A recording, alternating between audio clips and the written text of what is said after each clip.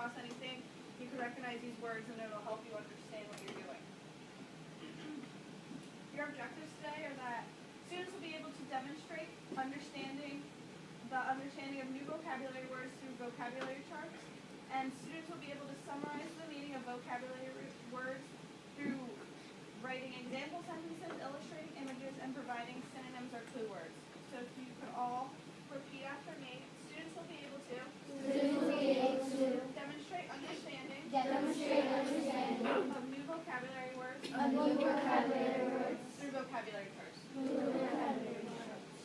Students will be able to summarize the meaning of vocabulary words through writing example sentences,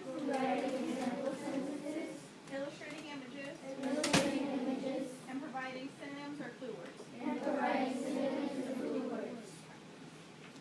So I'm going to go through and read you guys the word, the definition, and a sentence. And then I have a picture here to go along with it.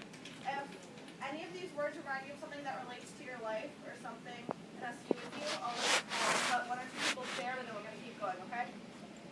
All right, so the first word is absurd. Adjective, so unreasonable as to be laughable, foolish, or silly. You would look absurd if you came to school in a clown costume. Does anyone have anything they want to share? Go on. Yeah, you can say something. Yeah. What was that? Like you're fooling around? Yeah, like something foolish could be absurd. Hi, so today I did my lesson on vocabulary. For my SIP strategy, I did 4 corners vocabulary, which kind of went well because the students were getting introduced to their new vocabulary words. With my videotape, it sort of cut out, so I didn't get to record the whole entire lesson, just bits and pieces, and I was able to take some pictures with my phone once I was aware.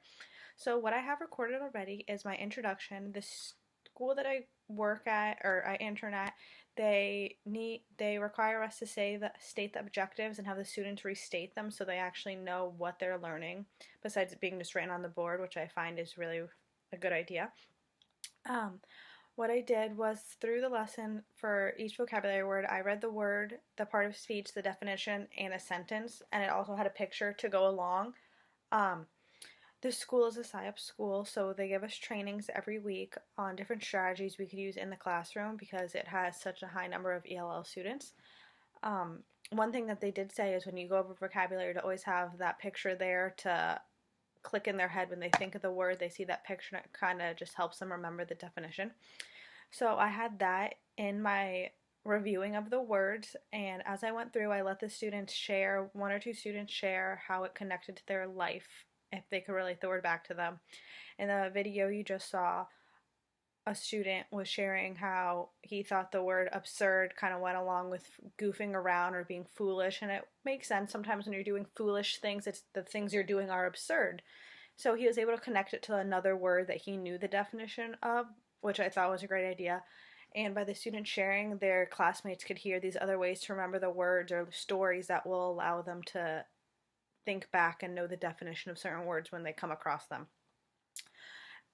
As I went through the lesson, I did all 15 vocabulary words for them because they were kind of in a time crunch, and if the students were to read them, it would have taken longer than the allowed time that I had. So I read them for them, which was kind of a bummer because I would prefer the students read them and get the chance to say the words out loud. After the video, I went in and did my 4 corners vocabulary strategy, and what the students did was I gave them 2 different words to go by, and then I kind of outlined the vocabulary chart for them. As a group, we did the first one together, and we created the word vocabulary chart for the word lumber. We put the word lumber, I heard from the students, they read me the definition, and we put it through the PowerPoint onto the chart. It like popped up after they said it. I'd click the arrow, definition would come up, and then I had the different students share sentences that they could use the word lumber in. So then I put sentences I had created on the board, but they were able to put the ones that they thought of down in their vocabulary journal. And then we drew a picture. So for the word lumber, we put the big cat lumbered around, and was clumsy, so then for our picture we put a big cat and like with little legs, so they would remember, oh yeah, the cat was so big it couldn't even walk and it was clumsy, because besides being wood planks, lumber could also mean being moving around clumsily. So that's how they were able to remember it. Once we did that, they worked a little more independently. The students used sentence frames for sentences of the vocabulary, the Four Corners vocabulary. With them, I gave the words flimsy and suspended, and what they did was create a vocabulary chart for each word. So they had a suspended one and a flimsy one. And what I did was, for however many definitions there were for that word, I put a sentence frame to go with it. The students had the option to use the sentence frame in their vocabulary chart, or they were able to create their own. Some students went above and beyond and created their own sentences that were really fantastic, and some still did a great job just by using the sentence frames. They were able to be creative and illustrate a picture to go with it, and I think that really helped them kind of click what the word meant in their head.